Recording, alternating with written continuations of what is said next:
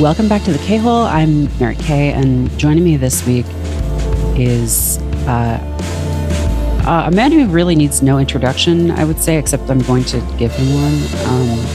He's the host, one of the hosts of Chapo Trap House, a prolific poster. I would say one of the great posters, one of the great modern posters of Thank our you. time. Yeah, you're welcome. It's Felix Biederman. Thank you for having me. Yeah, thank you for coming on. This is actually the first time we are speaking outside of Twitter, which is kind of weird.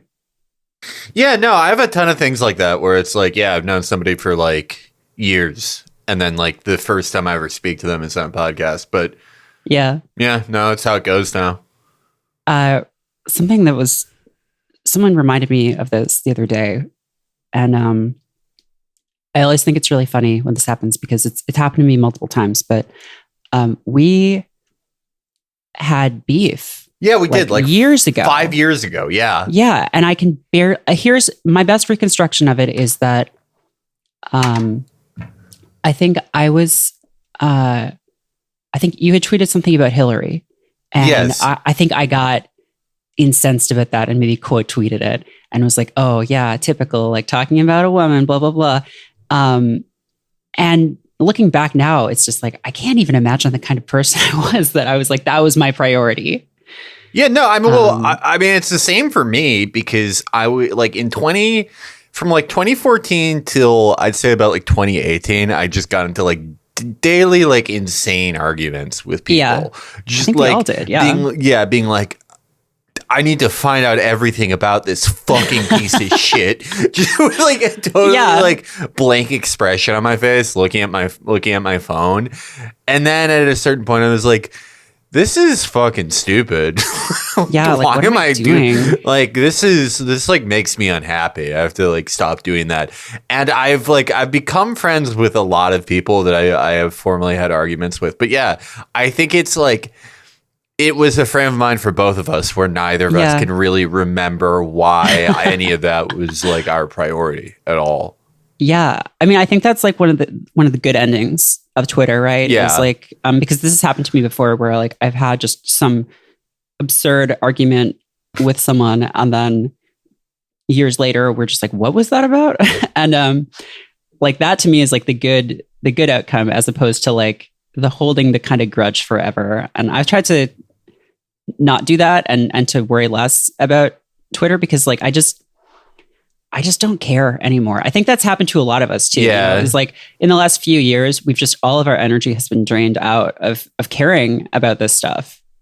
I think it's like, for me, it's definitely getting older because when I was like 23, 24, I don't know. I was like proud of holding grudges. Right. Which is like so fucking stupid.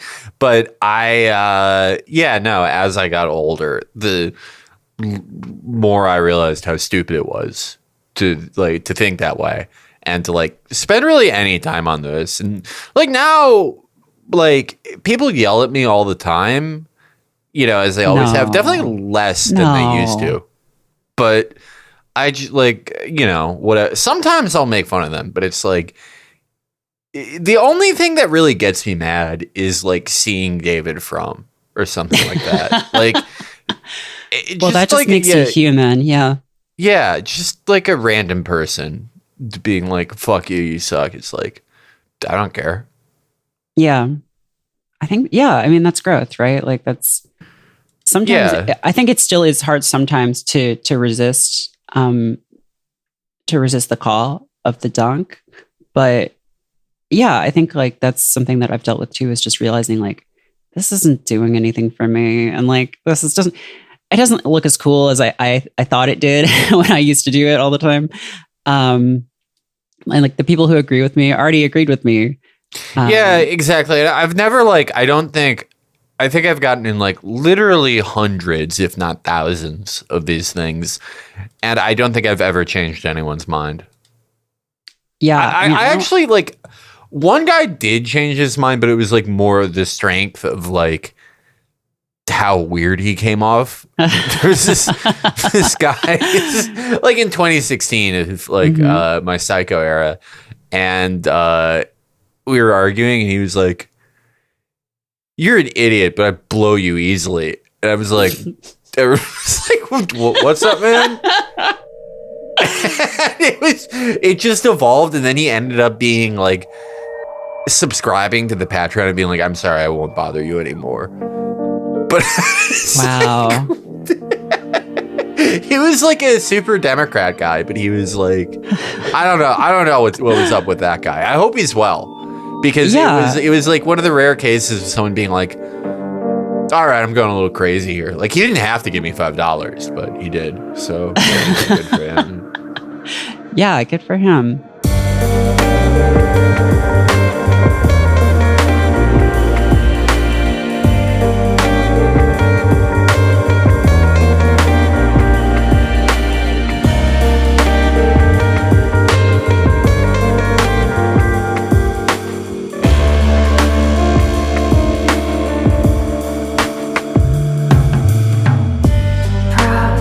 I want to talk a little bit about just like the insanity of posting in like a few specific ways. Something that I've noticed that you have been posting about lately, and maybe this is a long running thing that I've only just noticed, but is animals. And I'm the discourse, the posting around animals is always really interesting to me, because I feel like at least the American left, from my experience of it, has just like such a bizarre relationship to animals. I'm thinking about like, you know, the conversations around like not eating meat is oppressive, or like, you know, conversations around like like transplanting consent discourse to animals, and then sort of not expanding that to like, well, we also like do horrific things to animals on like a factory scale every day. They don't consent to that either. Like, is this something that you've been into for a long time, or is this like a newer thing for you? I always had like sort of a passive appreciation of animals, and there were some that I was very into, but in the last few years, I've delved deeper into them than I ever have. I just with the IPPL or IPL, which is a primate conservation society, adopted 3 gibbons today. Oh, wow. I wish I could meet them, but I don't think they're permitting of that yet. Right. But I don't know what it is. I started getting really into monkeys for some reason. I think like a friend of mine was posting them, and I had never appreciated how interesting they are. How they kind of have their own languages and societies. You know, chimpanzees have wars even. And I've gotten into more animals since then, but the thing I started to realize with apes and monkeys is that, you know, I feel as our closest relative, every different ape and every different monkey has an aspect of humanity in them. A shard of us that is reflected in an entire person. You know, Lar gibbons have sort of like a playfulness. Gorillas have like an unusual familial connection for animals. Like, a lot of animals are pretty cold-hearted towards their children. I mean, I think it kind of has to be that way when you have to have 20 kids, because 15 of them are going to die. But gorilla fathers and gorilla mothers can have really special bonds with their children and are very patient with them in a way that's very adorable. Chimpanzees can be incredibly intelligent and cunning and cruel, and orangutans have this sort of amazing passive fascination with the world. When they have orangutans and Lar gibbons cohabitate, because neither are very territorial, the orangutans often get fascinated with the Lars. They want to follow them around because they're so interested by seeing this new type of ape that they don't usually see.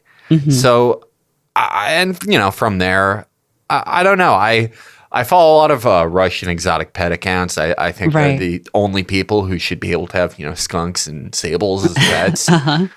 But I don't know. I've always liked animals, but they're a good reprieve. And I feel like there's a lot we don't fully know about their consciousness, their ability to communicate, their relations to us, their relations to each other, that I find incredibly interesting. And they're cool. They do cool stuff.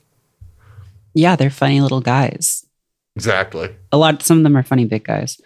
Yeah, I mean, to me, it's like this is something that I've been thinking about on and off for about a decade, because I became a vegetarian when I was really broke in grad school, just as like a way of saving money. And it kind of just became a habit after that. And for a while there, I read Eating Animals by Jonathan Safran Foer. And that was really eye-opening for me in terms of like just like the industry of this stuff. And then after a while, it just became a habit. And like I sort of lost the fire for that stuff of like, I sort of have accepted that as part of the world. And I don't hold it against anyone for like what they eat or like, what they do. But like, it is bizarre sometimes to think about this stuff. And I think there are like good arguments to make that like our relationship to animals is like really fucked up. And like, even keeping a lot of animals as pets is like at some point we have like, we treat them sort of as like our like friends or family members, but there is this element of like, no, we're the ones in charge, right? Like you're a permanent child kind of to us who is never going to evolve into a rational being. Yeah. And I mean, I follow some Japanese accounts where they'll keep like otters in a very small apartment. And it's, otters are cool. They're fun to watch. They're fun to look at, but they're not supposed to be there. Right. They're not supposed to be living in like a 300 square foot apartment. They're supposed to be living in a fucking river. I think with a dog, it's fine to keep him as a pet. I mean, we've seen, and I think for as much as we understand about like, canine cognition and how they process happiness and family, that's fine for them. Or at least I hope it is. But yeah, like, I think unless you have like, 50 acres, you shouldn't have a fucking tiger. Right, I will say the Russians seem to have a special connection with skunks. But again, that's the thing. Like, their skunks are sweet and affectionate, but to even have it, they have to degland it. Right. They have to take out the thing that makes them who they are. And yeah, I'm not fully vegetarian. I try not to eat it. I don't eat any beef or pork, and I try to eat less and less, but it's difficult sometimes. But I'm not as stringent as others. My sister's been a vegetarian for 25 years. But that was a recent thing for me too, because I always, thought of myself as someone who liked animals, but it's like, we have like a million dock hours for cows in America. Right. And you just never think about it. I think the overall American relationship to food is insane. Yeah. Like more than any other country. It is. Yeah. And you've talked about this too. I've seen, your tweets about this. And like, one thing that's wild to me about our relationship to food is like, again, like this bizarre, like reflexive, this perspective from like the contemporary left of like, well, actually to talk about the realities of food is somehow oppressive.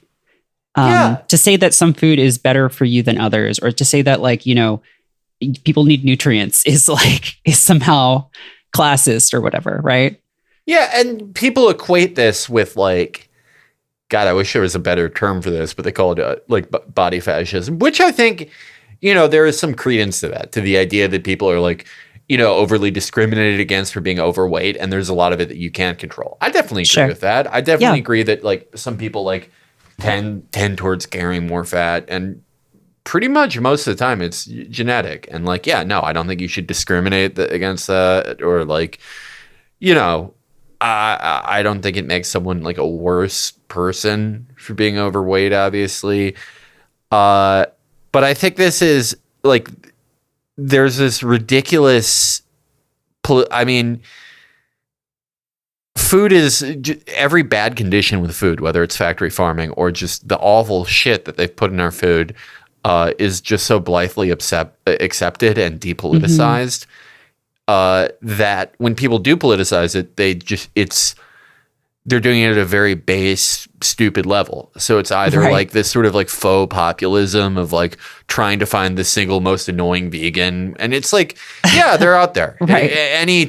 The most annoying of any person is fucking out there. Yeah. And you can easily find them, and being like, oh, they're all like this. Oh, they all want to go to Native American reservations and force them to go vegan. And it's like, yeah, you'll find like anyone who's a piece of shit doing anything that doesn't. That's sort of like the lefty equivalent of the libertarians who like cite those bullshit studies about panhandlers making like $1,000 a day. It's like, you just like, and it's like, if you don't want to think about factory farming, like fine, sure, everyone's entitled to like care about whatever issues they care about, but that's just such a stupid way to do it. But be honest about it. Or it's this thing where it's like, I mean, I wouldn't be surprised if a lot of this shit was actually like funded by Archer Daniels Midland and shit secretly. AstroTurfing, yeah, where it's like, oh yeah, it's like calories aren't real. It's like no, like saying like good food and bad food is racialized, and it's like, I mean, yeah, sure, everything's racialized, but I don't think you're supposed to just have like processed corn syrup and fucking everything. I don't think that's good for you. And I think it's like, if none of this is a big deal, why are food desert? Why should anyone give a shit about food deserts? If this is all the same stuff, if this is all just calories. I mean, no, to me, it's like, that seems to be like one of the most subtle and harmful material consequences of racism and economic deprivation, that you're forcing people to eat this fucking terrible shit and making them feel like crap all the time, making them sick all the time. Yeah, I mean, like that to me, like the food desert analysis is like a way more compelling perspective on like food and, and justice than this idea of kind of just throwing up our hands and saying like, well,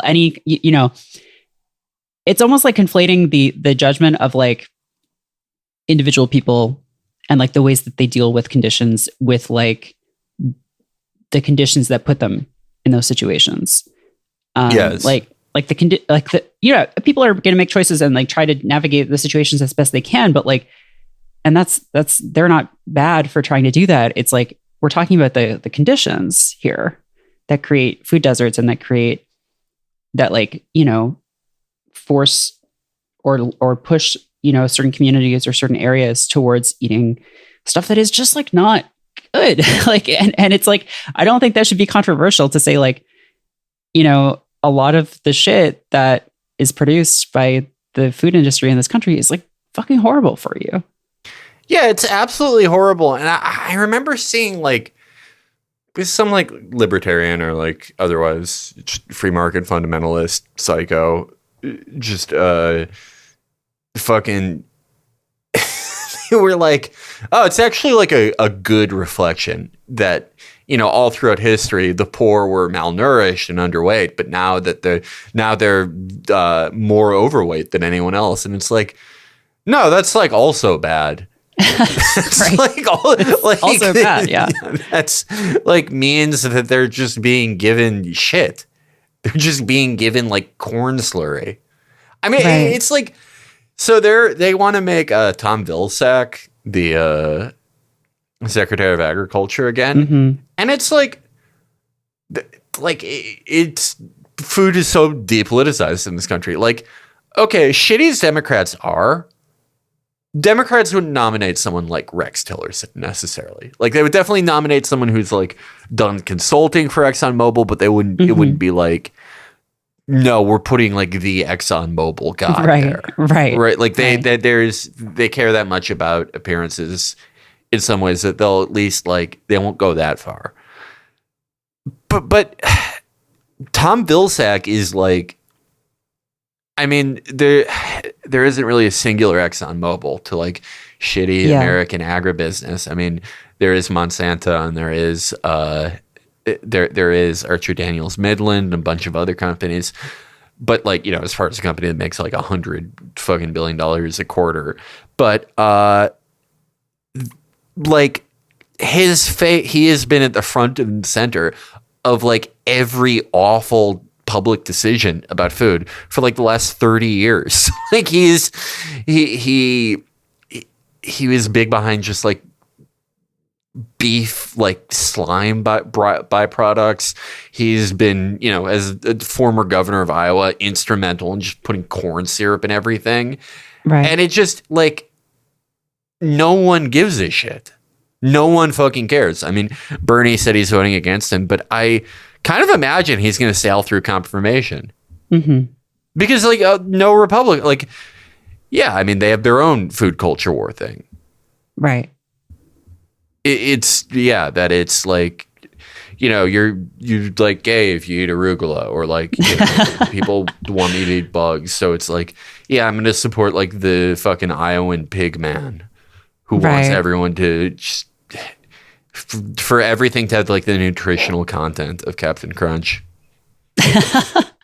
Yeah, it almost feels like, I mean, I think you quoted him the other day, but it feels like in many ways we have not moved on from the sort of best website in the universe, Maddox level of for every animal you don't eat, I'll eat 3 kind of analysis of food. Yeah, no, it's like at least he was joking. Yeah. Like, I'll give him that. Right. He was telling a joke. I mean, tired even at that. I mean, talk about a brave stance being against vegans in 2002. It's really going out on a limb. Really standing out, yeah. But yeah, no, at least he was joking. This is people's like real opinion. It's fucking wild. It's yeah, no, it's I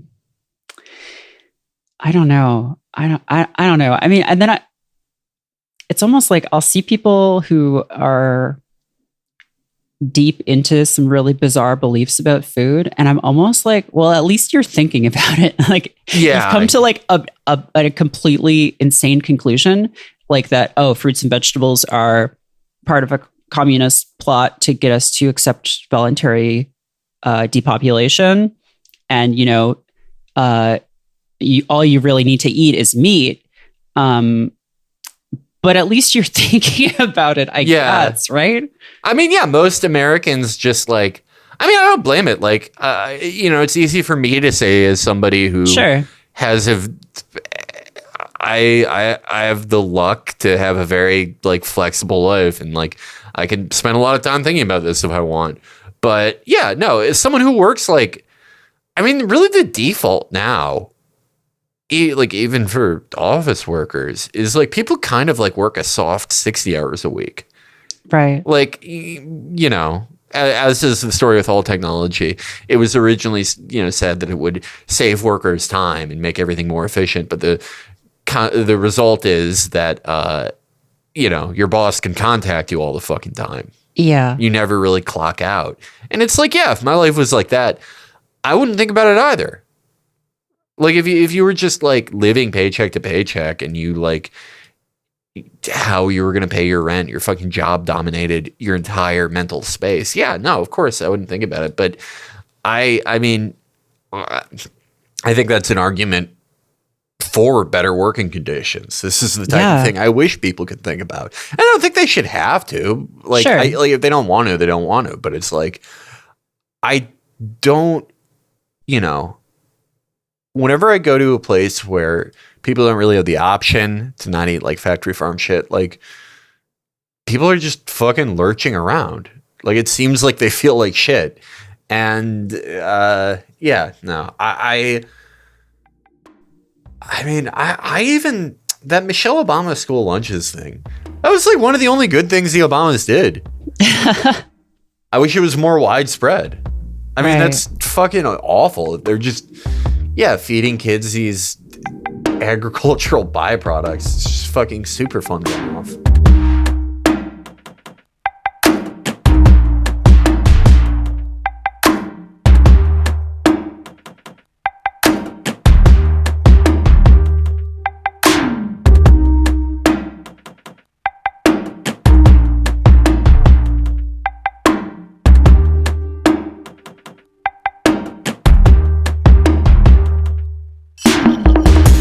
I certainly don't want to get the impression that I'm like, judging anyone for how they navigate this stuff. And I think that is like, where the ire should fall is like on the people who are creating these conditions, not the people who are just trying to navigate them, right? And I think we should be able to talk about this stuff without it being seen as attacking people's choices or whatever. But it's funny, I'll see people talking about like, with the whole like, oh, people, they want me to eat bugs thing. I'll see people saying like, oh, you can take my steak from me when I'm dead. And I think my sort of like very uneducated perspective on this stuff is like, well, probably meat consumption will be like energy consumption in that like, it's not like one day there will be no more cows anymore. I mean, one day there will, but what it will be like is that the price of beef will just go up. Yeah. And like people, like it's not like it just turns off. It's like, that's not how resources work, right? They just become more and more exclusive as they become more expensive. And so like, people are going to be priced out of the things that we think of as staples. It's not going to be like a culture war of like, you're not allowed to eat them anymore. Or like, there's no cows anymore. You have to eat bugs now. But it's like more subtle. And I don't know if people realize that. Well, I think there's like, the Americans and American conservatives, especially, I think all their beliefs come down to this is like, it is a psychological terror at the idea of being cuckolded, right? Like, I think, a lot of their just like insane racism and like their general view of the world. Yeah. That someone's going to make them do something that emasculates them. That Bill Gates is like he's going to put his bug cock in your mouth and you're going to have to suck it. And it's like, no, I hate Bill Gates. Like, yeah, no, all my homies hate Bill Gates. Yeah, he should be in prison, but not for the bug thing. But that is most of their worldview. And it's a weird worldview because, if you really want to like put it in terms of being cuckolded or being dominated, there are so many ways that actually happens to Americans. Yeah, every day. It just like never. You're not thought of as like being cuckolded or dominated by like your health insurance company or like, as we're seeing in Texas now, your utilities company. Right. None of that. You're not like no matter where you live in America, your federal representatives go to a fucking conference for another country's political action committee and like pledge loyalty to that country forever. Mm-hmm. And you're just like, yeah, well, whatever. But like, if I have to eat the bug cock, it's over. And I think it's like, I don't know. I think this is one of those things where it's like, we're going to have to wait for a post-mortem, 30, 40 years from now, when there's like a different American conservatism is like a different, not necessarily better thing, but just like different to figure out what was going on with this. But I feel like all the ways in which we actually are dominated are just so unfathomable. It's like, standing at the base of a skyscraper and trying to look straight up, trying to look just like put your body at a right angle facing backwards and trying to fathom the entire height of it. And so it just has to be like, they don't want me to eat steak. So like, I'm actually dominating them back by doing this, even though like, right. Bill Gates doesn't really give a shit. Yeah. He doesn't give a shit if you eat this, like, some cow that was like miserable its whole life and just pumped it full of fucking chemicals and hormones and fucking air gunned in the head, just making you feel sick all the time. Right. He doesn't give a shit. I mean, yeah, he probably prefers for Americans to feel that way. Yeah. I mean, I've often thought that about this stuff and like just the failure of like Democrats and like establishment center left people to kind of capitalize on that symbolism. And like, because I don't know. My sense is that the Democrats have always had a messaging problem. I mean, also they've internally, they're fucking horrible in a lot of ways, but like, a lot of left-leaning policies are actually really popular. It's just that like, they just don't know they just go up on stage and get, just get pantsed by the cool kids. And like, if you can communicate, like that's what it's about, right? It's like, if you can communicate to like someone that they're being dominated by all of this stuff that they think is freedom, like that's it, right? Like, and that's really hard, but like, I feel like that's what you have to do is show like, hey, actually all this stuff that you think like, like your truck and like, eating steak and all this stuff, like, here's all the ways that has been pushed on you. And like, all this stuff is just like keeping you in this, like in debt, in bondage, like to your boss, to your like elected officials, all this stuff. And it's like, I guess that ideology is like really hard to shake though. I don't know. I think like, unfortunately, nothing like that will really take hold on a mass scale until, I think about what Adam Curtis said, where it's like, there has to be just like tens, if not hundreds of millions of people who feel like they have nothing to lose one way or the other. Right. I don't know if that can happen now. I mean, like, as far as like that message being put out there, sometime in the last 100 years, that was sort of the last thing Martin Luther King's last campaign before he died. And interestingly enough, like that was the highest, that was the worst he ever polled. I mean, it was a different time, right? It's the 60s. Like there's a more prosperous middle class, especially white middle class. So like maybe it goes different now, but I do think there is like a genuine fear of feeling like for a lot of people they have something to lose. Yeah. I think that's probably less so now, but I do generally think like things very unfortunately probably have to get worse before that can be like mass politics. Right. I was thinking about, Democratic messaging today because, we're reliving 2009 and 2013 again. Where it's like every, a bunch of fucking Ezra Klein articles about how like, actually Democrats can't do anything. And like, to an extent, I guess it's a little true. Like, no, they don't. They have, 51 votes in the Senate, blah, blah, blah. But I mean, okay, I don't really accept all this at face value because it's not like, under Trump that they had a super majority. And we have seen Democrats with the super majority, and it was also very lackluster. Yeah. But I was thinking, like, the entire argument, the base of the argument, right, is that opposition parties, because of American politics now, opposition parties are always going to be like, they're going to be complete obstructionist parties, or at least the Republicans are. More likely the Republicans just are. And if you take that and you just think all things equal, like the Democrats want all these things, but the Republicans, they don't want to let a new president get anything done. They don't want to let a Democratic Congress get anything done.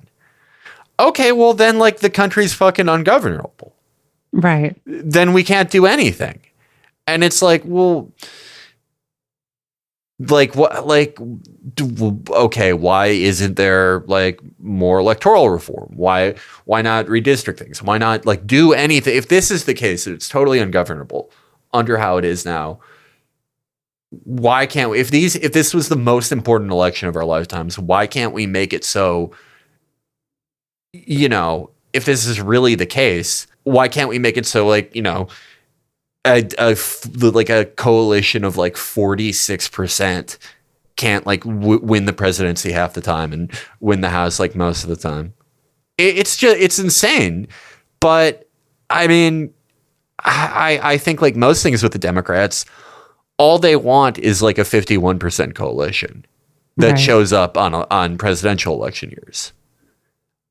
And that message that it's like, hey, we want to do all this stuff, but, we really can't. And like, you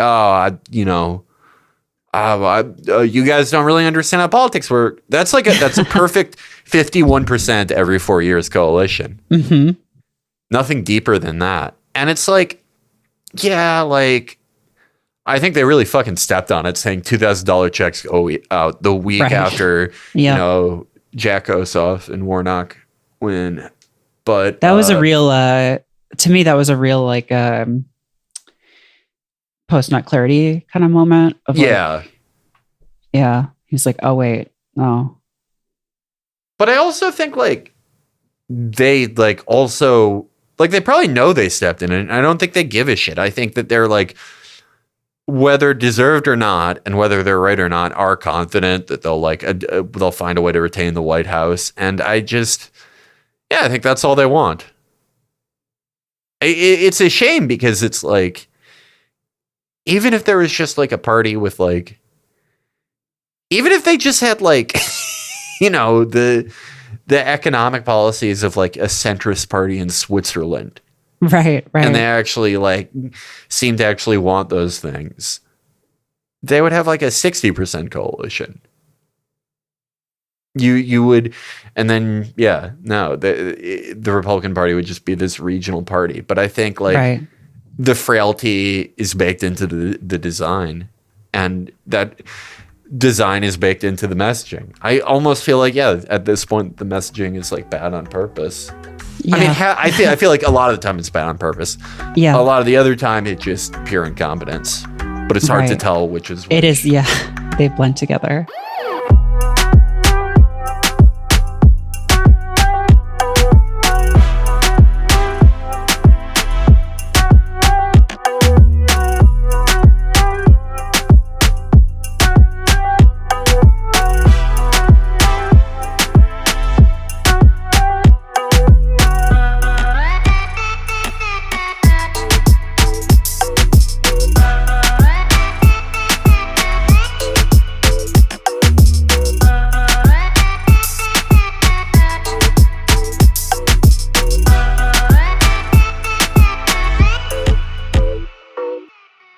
You were saying that, we'll need a retrospective in like 30 or 40 years to understand like what was going on with American conservatism around now. And I'm curious, like what your what do you think, like, okay, 30, 40 years from now? Because I feel like the prevailing sentiment among a lot of people I know,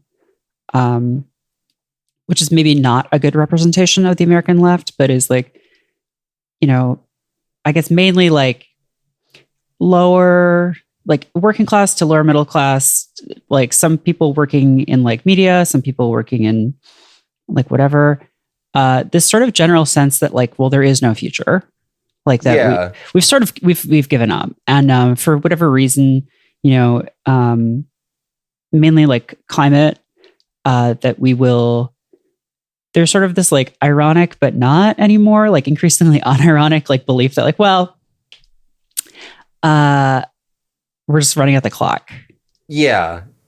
Yeah. I think that's a prevailing feeling with like millennials, like people like generally my year's generation kind of, I feel like, I don't know what the case is with people younger than me though. I don't really have a read on it. I know a few people who are like definitely Zoomers. Like, I don't know if you know the podcast about list guys. They're very funny. No. Their podcast is incredibly funny. But yeah, no, they're all like 22, 23. Mm-hmm. And I mean, it's hard to get a definite reading, right? Because you can like sort of try to grasp your impression from people who are like, 21 through 23 and go, oh, they're not as political as millennials were. But it's like, how political were any of us at that age? Right, I don't even remember at this point. I think like maybe we all thought we were very political because, we all voted for Obama for our first election. Mm-hmm. But it's like, I don't know what their concept of the future is either. I don't know how they envision it. I feel like with millennials, there was a lot of. I don't love the thing that people our age do, where it's like, there's no future. Everything's fucked. Yeah, everyone's gonna die. Like I don't know. I feel like, for Americans, it's kind of insane because it's like, well, we're not really gonna bear the brunt of most climate change. Right. People in countries that you never think about will. Yeah. The American Great Lakes, that's going to be like the most desirable place in this fucking hemisphere. Sault Ste. Marie is going to be beautiful. Yeah. No, you're going to be able to grow papayas in Duluth.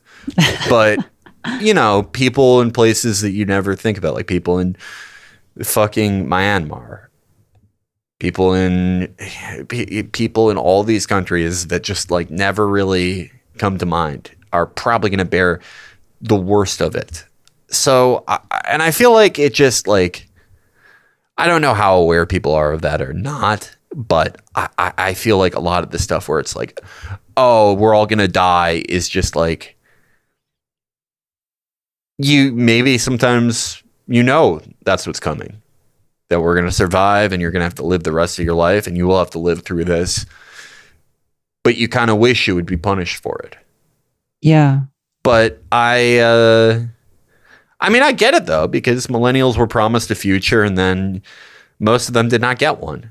Right. It sucks. The football just keeps getting pulled away from us, right? Yeah. Yeah. Well, I can't say that. Sure. Like, no, I guess, I can't like really either. I'm the luckiest person in America. But for like most millennials, right? That's definitely true. But like, I don't know. Maybe that is, we were talking about earlier, like what will mass politics be like? Well, maybe if Zoomers never thought about a future, they're not worried about losing too much. Right.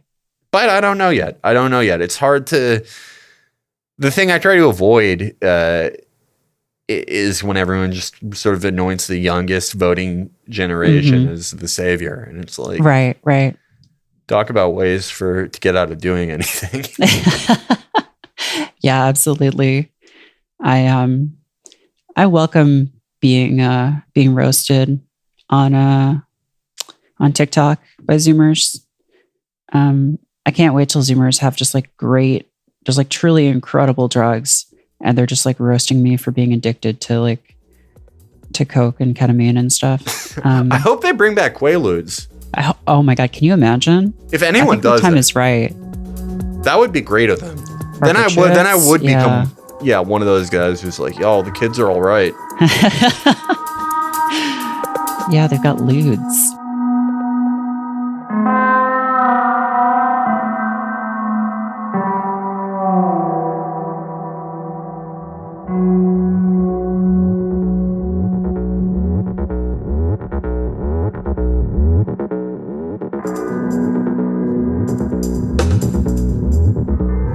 Yeah, it's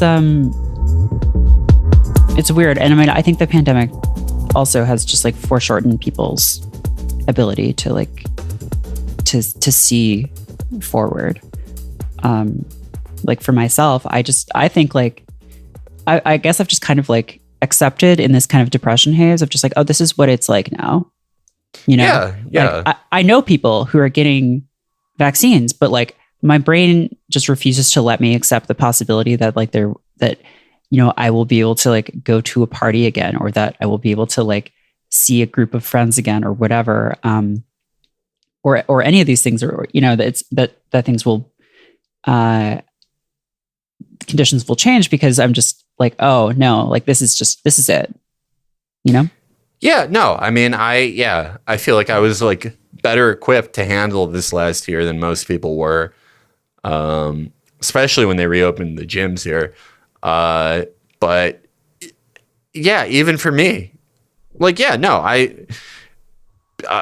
my mom got the vaccine, my brother got it, and it's like, I'm still like, this time last year, I was still looking forward to things. Right. And I am there are things I like generally look forward to now, but like going on a trip somewhere, or like, yeah, looking forward to like things of a physical experience. Yeah. And yeah, I no longer do that. And I don't, I think that's just, if you don't have something for long enough, it just sort of leaves your imagination. But I think, yeah, people's concept of the future right now is non-existent because, if you've just been in stasis for a year, it also obliterates your memory. I think very few of us have as good of a recollection of our lives before this as we'd like to. And when you can't really remember the good times so much, or you just try not to think about them, it's hard to have anything to base the future on. Yeah.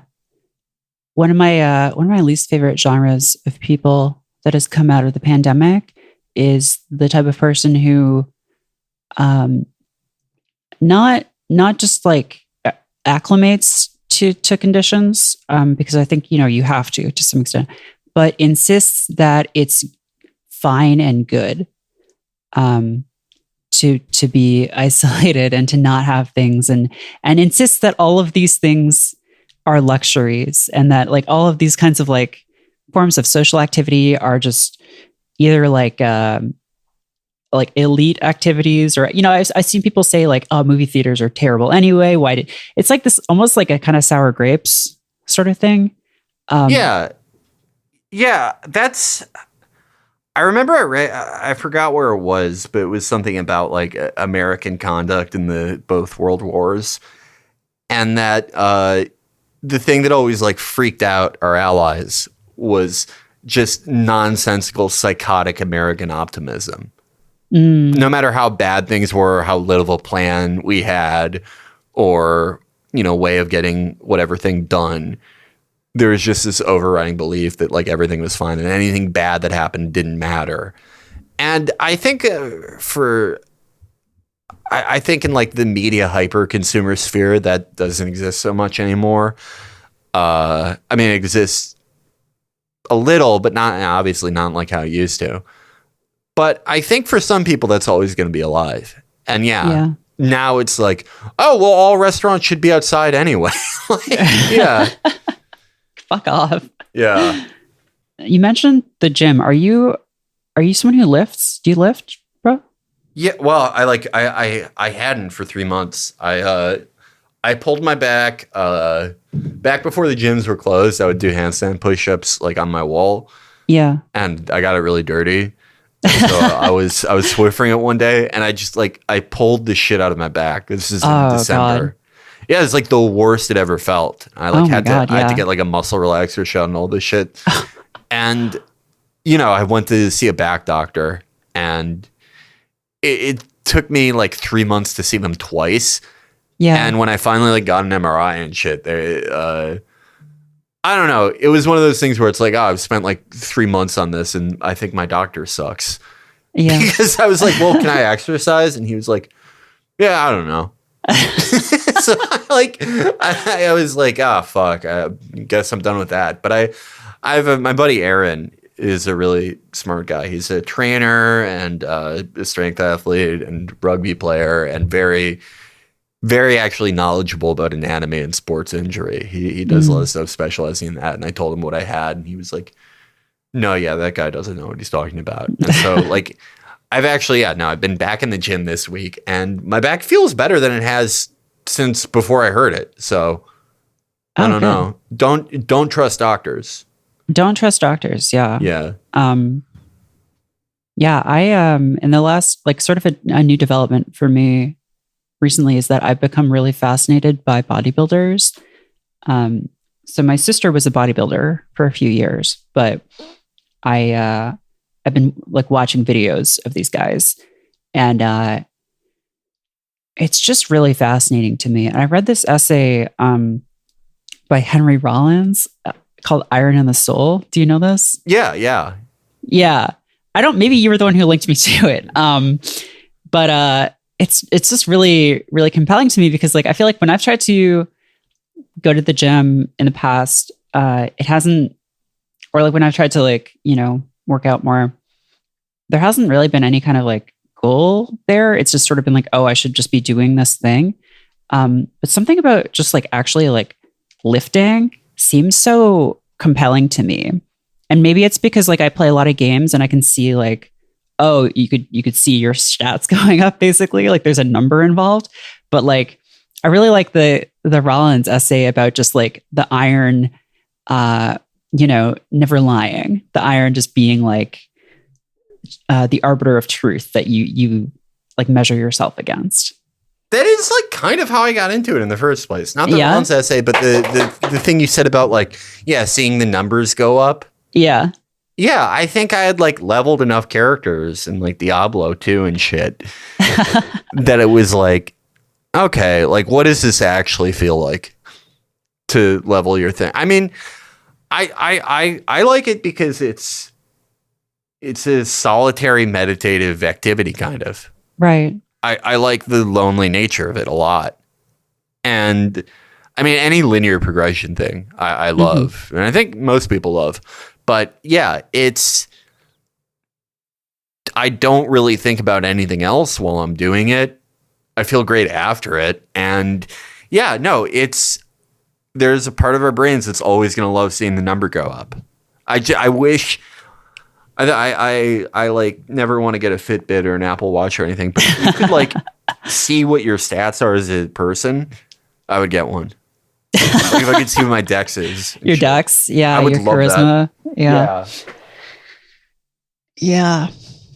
I don't know. I mean, like the whole like quantification of the self thing that came up, that was like about a decade ago at this point. Yeah. That always kind of skeeved me out, but at the same time, yeah, I do play so many games where it's just about like making a number go up, making a line go up, and just thinking about ways like, okay, well, maybe if I did that with myself, I wouldn't feel like shit after I've just been like, I step away from my monitor and I'm like, oh, I made the number go up a lot and I did literally nothing else today.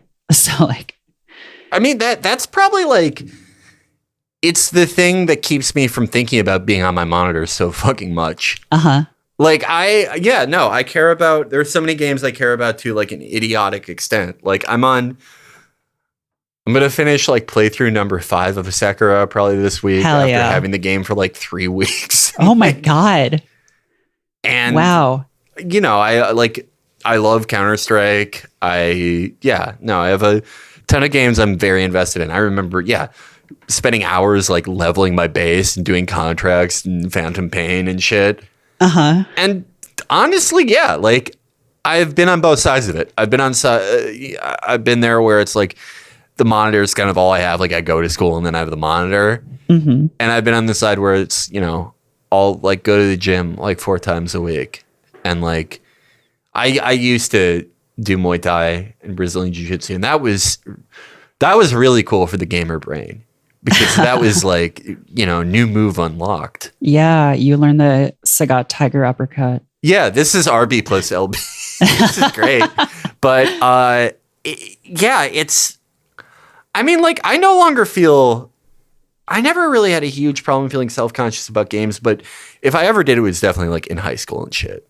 Right. And sort of like as a younger adult, because it's like, it's always like implied you should be doing something else. But now, like, I mean, you obviously feel this way because, like, your career is in this, and for me, like, my career isn't in this, but it's like, this is like one of the ways that I hang out with my friends, right? Like, I don't feel any. Everyone has a hobby, and I try to do things that are like, I try to read and I try to do other things, but it's like, I don't feel the need to feel any self-consciousness about this. Like playing like a CSGO or like Valorant with your friends or like a fighting game or fucking like whatever. You're spending time with your friends or like a single player game. I think like playing like a Dark Souls game or Bloodborne or, one of the more difficult single player games or not, if you are intensely like putting your mind into solving a problem, you're doing something. I don't think it's I don't think it's like better than anything else, but Maybe it is just like psychotically going to the gym, but I'm luckily I do not feel that self-conscious about it anymore. I think that's good. Maybe I should. I've like bought more CS:GO cases than I'd like to admit. But that's just gambling. I love gambling. So what do you think? God, the CS:GO gambling Steam whole thing is such a wild, weird. You know about all that, right? How it was used for like laundering money and everything. Yeah. Oh my God! Did you ever hear? Banks from FaZe Banks. Yeah. I saw this fucking interview he did where he's like, "Yeah, I'm gonna tell you guys about this cool shit I did. We needed it. Like FaZe needed a CS:GO team, but." We didn't have the money. We needed X millions of dollars. So I was like, let's start a skins gambling website. And so I went to Antigua with $100,000 and gave it to the guy who basically runs it. And then we chartered our skins gambling thing there. Oh my God. And it's like that. First of all, that sounds incredibly illegal. Yeah. Yeah. No, like, let me tell you guys about this cool hack that I did, which is called doing fraud. To bribe the government of Antigua. But I love, I don't know. I hope that someone makes a good movie about skins gambling. That is, if I ever do a documentary again, maybe I could do that. Because it's, those Score esports videos? Yeah. They've done good ones, but it's I would like to, they do great, 10, 15 minute long videos. Mm-hmm. And I love those, but I would love to see a 2-hour thing about the skins gambling economy. Absolutely. Yeah. What a fucking great time that was. That was, man, I wish I had a fucking PC in 2013. I wish I could have afforded one. What an incredible, just unpredictable results of the growth of these tech platforms and the digital distribution of games and broadband access and all this stuff. No one could possibly it's the domino thing, right? Of just Valve making Half-Life 2, someone setting up a skins gambling thing in Antigua. Yeah. And it's oh man, have you the fucking, there's this guy in the UAE who has a $3 million collection. Oh my God. There's a story about this drug lord allegedly buying a $500,000 locker to store money in. It's people were basically running casinos back when you could have the unlicensed skin gambling websites, running casinos that were expressly for 13-year-olds. Yeah. And this is why I'm anti-EU. The EU basically they would shut that down.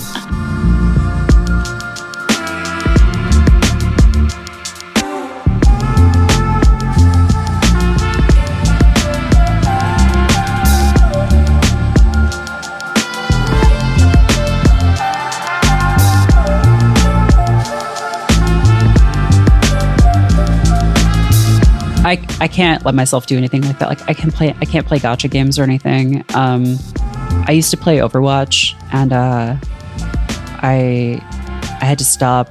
Well, partly because I hated it, and then partly because I was just buying loot crates. I don't think any of the games I play now really even let you buy them. But yeah, I don't know. I feel also the kinds of games I want to play has shifted too. Because I also have gotten big into FromSoft games in the last few months. I've been streaming the Dark Souls games, and I used to think of these games as oh, these are too difficult. These are pointless. I read a piece. I still think it's a really good essay. I forget who it's by, but basically about someone who had put hundreds and hundreds of hours into the Dark Souls games and was just these are the worst games ever made.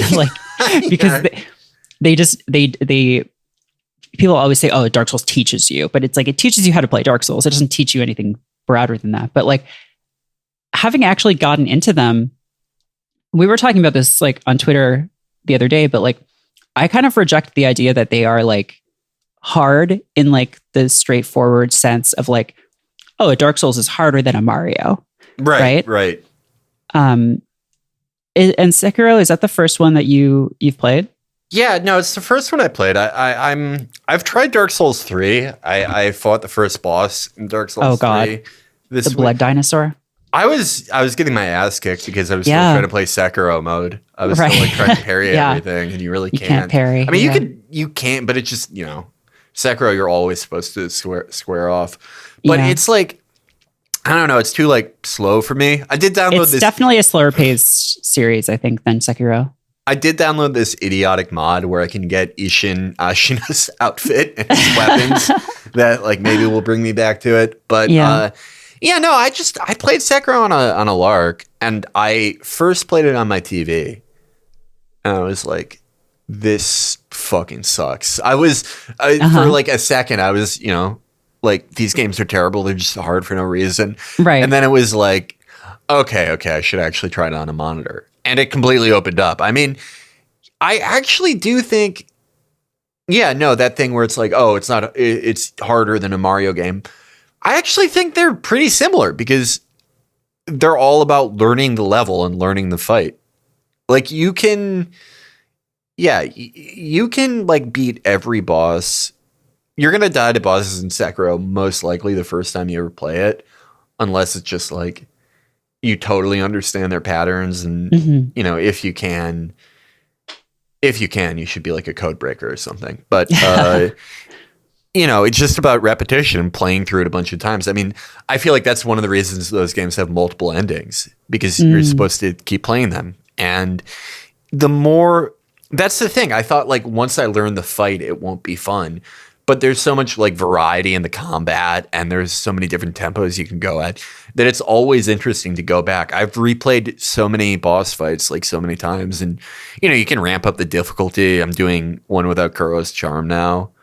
That's really forcing me to get better at deflex. And I mean, isn't that just kind of any good single player game? Is that you have to solve the fight, you have to learn the fight, you have to learn the level. I mean, they are definitely like, they are unforgiving. I will say that. Like, it's the first. I mean, it depends on whether you count Yamauchi as a mini boss. The first generally fight in Sekiro. I guess he can be sort of tough if it's your first playthrough and you don't quite get deflecting yet, which I definitely didn't. But like Chained Ogre is fucking. That's almost made me quit the game when I was playing it on PC. Or playing it on my TV. And then, when I played it with considerably better input time and everything, and not on like a stupid 60-inch TV, I was like, oh, no, it's about, I have to learn the patterns. I can't get greedy. I can't stay in here and try to hit him 10 times in a row. Mm-hmm. And I've really grown to love it a lot. I used to like bother all my friends and try to get them to play Counter-Strike like every night. And I've played it like, I still love that game. But I was just playing this for like a month, really.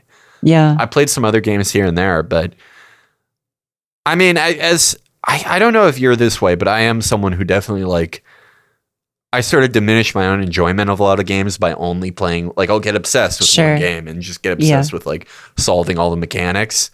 But I've been consciously trying to play a wider variety. Like I'm forcing myself to play Valorant. I'm forcing myself to play some Siege sometime this week. And it is honestly like, I feel like I've been on both sides. I've been on the side of it where you're just like no-lifing a game and grinding the shit out of it. Like I've gone crazy with aim maps in games. I honestly feel like I'm better at it not doing that. Because the fun in games is sort of learning the mechanic and learning the fight. But it's also like you can do it so much that it just becomes pure repetition and a chore. Right. And unless you're like a pro, I don't really think. Unless you're speedrunning, Yeah. Like, so I don't know. I feel like I've gotten better at everything since doing that. But there'll probably be some game in the future that will also be like the only thing I play. Yeah, I don't know. I've developed a new appreciation for competitive games. like through Dark Souls. So I've gotten into fighting games just because I think there's like something really interesting about anything that, you know, pits you against other people and like is forcing you to come up with solutions and things like that. I used to really hate that stuff. Like that's why I stopped playing Overwatch, because I realized like I would be feeling fine before I played the game. And then I would go in and I would get really stressed out. And if I won, I would feel good. If I lost, I'd feel fucking horrible. But part of that, I think, is like, oh, this is something you're supposed to do with other people, like with friends, not just like queuing solo. Solo queuing is so fucking It's awful. A nightmare in any of those games. But the other thing is like, I think just looking at competition from like a different angle, like playing fighting games, like you are going to lose like a lot. And my approach to that used to be like, well, I don't want to put the time in to be like a, you know, pro level player, so why bother? And it's like, well, you could say that about pretty much anything, right? Yeah. Like you could say that about chess, about like any kind of like sport or like any kind of like activity. And like, I think if you don't enjoy it, then don't do it. But like, I think there is a way to like enjoy competitive stuff that where you don't get like over invested in it, you don't get tilted. And I think, yeah, the FromSoft games have done that for me because they, to me, are the closest thing to that kind of experience without there being another person on the other end.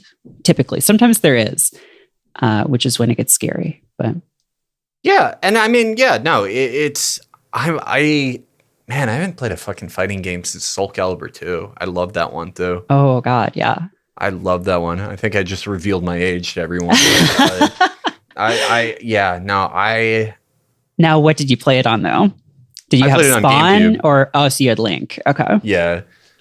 Or actually, no, I was a huge fucking loser, so I had it on GameCube and PS2. So you had Link and Heihachi. Yeah. I had there were these neighbors we had when I was a kid that would they would go on vacation a lot. It was one of those families where like the mom and the dad are doctors. It's like God, hate that shit. Yeah, they're just balling beyond belief, you know. They seem to be on vacation like once a month. I don't know what was up with that. But yeah, they would be like, "Hey, can you like get our mail when we're on vacation?" And I would do it, like easiest fucking, you have those like dumb jobs when you're a kid, you like watch a dog or shit. But they would give me like $150 for it. Wow. I was like, what the fuck? And this was like, in 2003. It's like, that's pre the Obama hyperinflation. But yeah, so I had all the systems just from like doing that. Just because of those neighbors that were always on vacation. Thank you to them.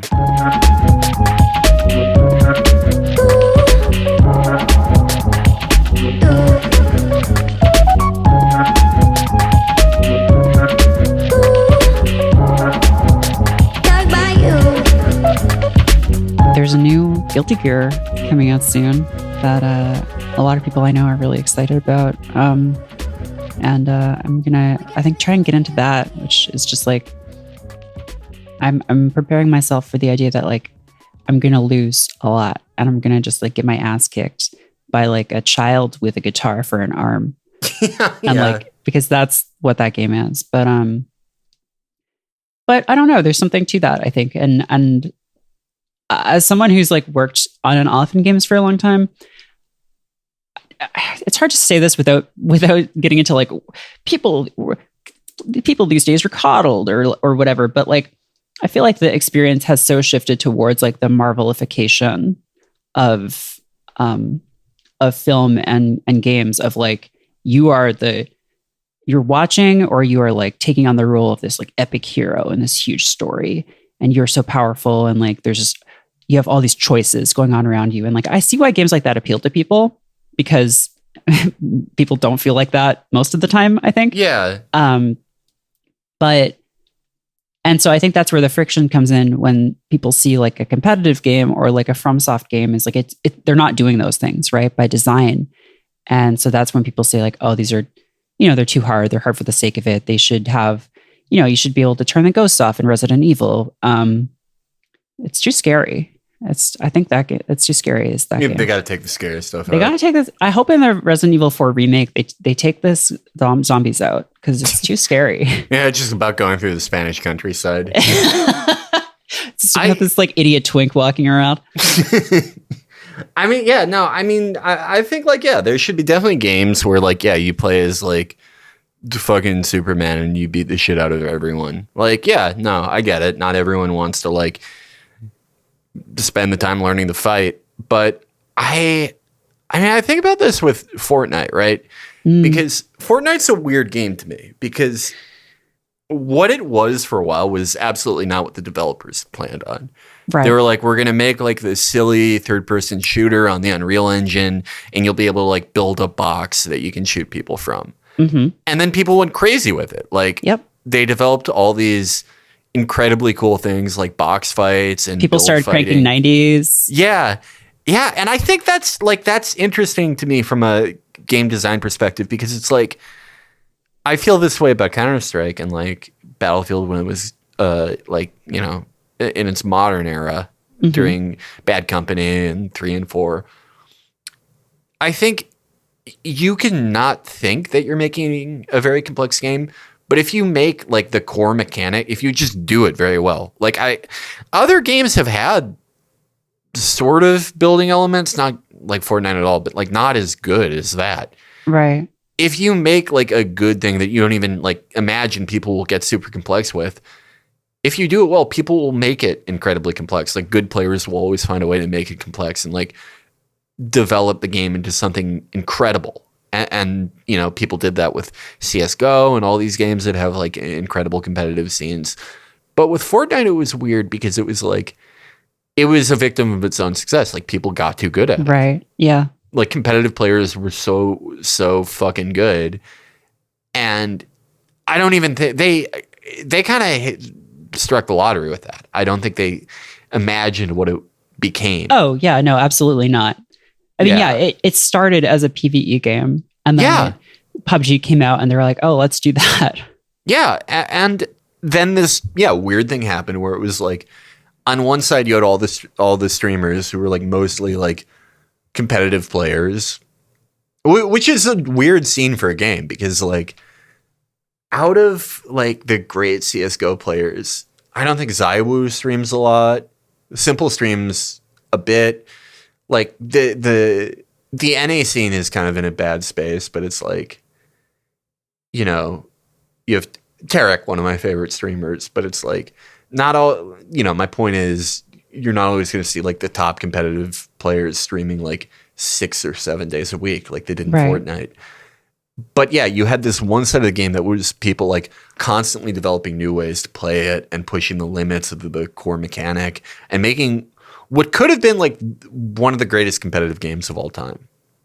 I think if they had taken it out of Battle Royale and just done like box fights or zone wars or something. But then you had, you know, lightning in a bottle, this thing that an unprecedented amount of people at once were playing.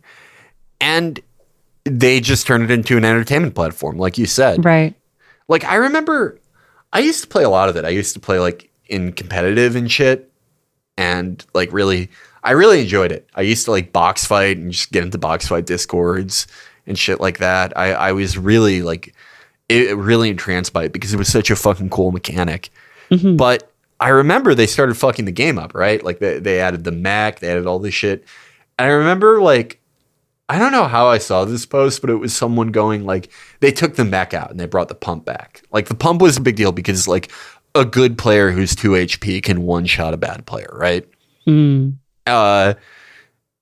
This guy was like, well, I hope you're fucking happy. Me and my son used to get on every day to see the new stuff they added. And now you fucking pieces of shit with your 90s, you ruined our game. And it's like, I sort of felt for that guy.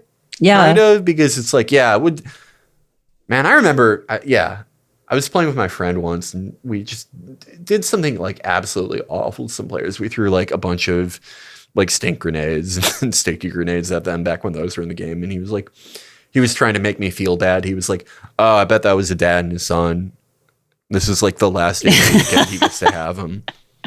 Yeah. We're just sitting in it's a Sunday night. now. Yeah. You just emasculated this man in front of his son. Yeah, he made me feel so bad for that. But it's like, yeah, no, it would suck if you were like playing a game with your son and it's like, yeah, someone named like Drippy Kev like fucking destroyed you and pickaxed you. Just made you look like an asshole and then did it to your son. And it's like, well, but I mean, at that point, it's like, shouldn't it be different? Like, shouldn't there be like the Fortnite, like the entertainment platform for like guys and their sons? Right. And then there should be like the game for like, yeah, psychopath Zoomers. Right. Who like just fucking slam Adderall and play 19 hours a day. But that, I mean, that's the problem. That's the problem with like all media now is that no one would ever make it two different games or make it two different platforms or be like, no, there are going to be games that are like experiential, like weird interactive movies. And then there are going to be games that are like, you know, like intense single player experiences that are very hard. And there will be games that will be like competitive online. Everything kind of has to be in the same place now. And you know, you were talking about the marvelization of media. It's the same way with fucking movies now. Yeah. With everything. It's terrible. Everyone's corralled into the same space. And I mean, I guess media companies are kind of making more money than ever, but I don't know how much people actually enjoy it or if they even think about it. It's unfortunate. I think the only way would be just like unprecedented levels of state funding of the arts.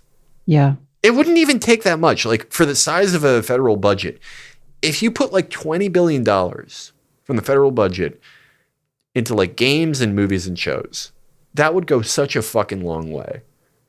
I know $20 billion is a lot of money. I mean, it could be like 10 billion, right? But for a federal budget, it's that's not. Nothing. Yeah. You could get that out of one neighborhood in Manhattan. Easy. Yeah. And, like, you would have, oh my God, every day would be like 2004. There'd be such great shit coming out all the time. Yeah. God, yeah, that would be wild. Other countries do it. I mean, yeah. I guess the government hasn't really gotten into making games yet. They did make some games in Iran, but they probably can't license the source engine. So. I think the Canadian government has funded some games. There's been like a kind of steady stream of like cool stuff coming out of Canada that is partially government funded. That's cool. That's actually encouraging. It's cool. Yeah. So that's something. But yeah, can you imagine? That would be funny if like it turned out the Canadian government funded hatred. They're like, yeah, we're sorry, I guess. Trudeau was like, I don't know, guys. You know, we were trying to make a point. Look, it was a different time. It was a couple of years ago. Yeah.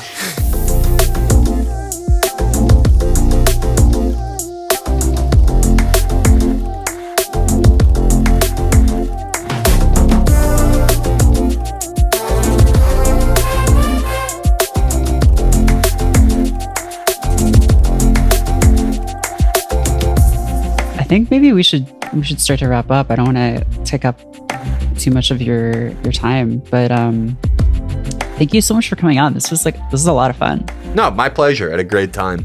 Yeah. So yeah, if you don't already follow Felix on Twitter, what are you doing? Buy your Logic. It's right there. It's easy. Chapo Trap House, available at all fun purveyors of podcasters. Podcatchers? Do we still say that? I don't think we say that anymore. Has anyone ever said that? Has anyone ever said that? That's a good question. Podcatchers? Podcatchers. I think people used to say that. I'm bringing it back. Maybe I'm showing my age now. Oh, I this is the first time in like years I've actually had something new to plug. Oh, really? Yeah, please. No, so on Stitcher Premium, me and Matt from Chapo, we have a new series called Time for My Stories, and it is an examination of what, in our opinion, the 20 most important American TV dramas.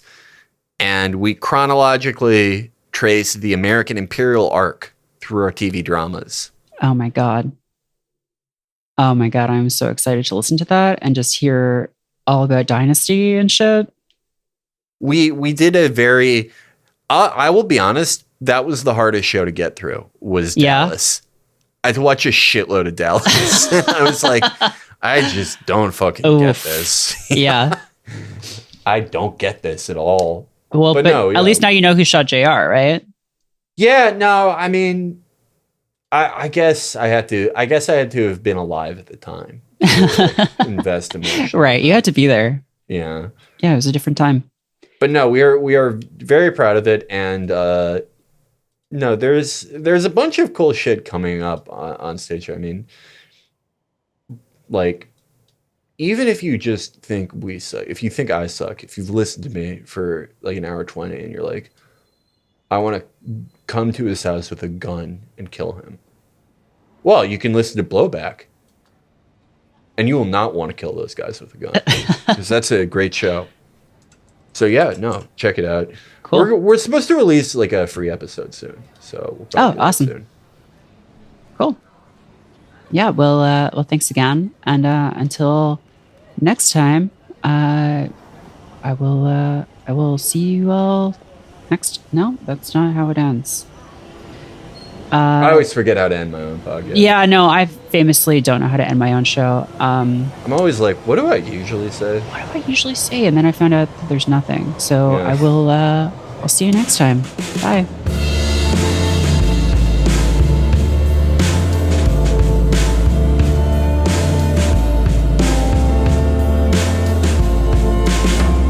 The K-Hole is a fanbyte.com production, hosted by Merritt K and produced by Jordan Mallory. Follow Merritt on Twitter @MerrittK. Follow Jordan on Twitter @Jordan_Mallory.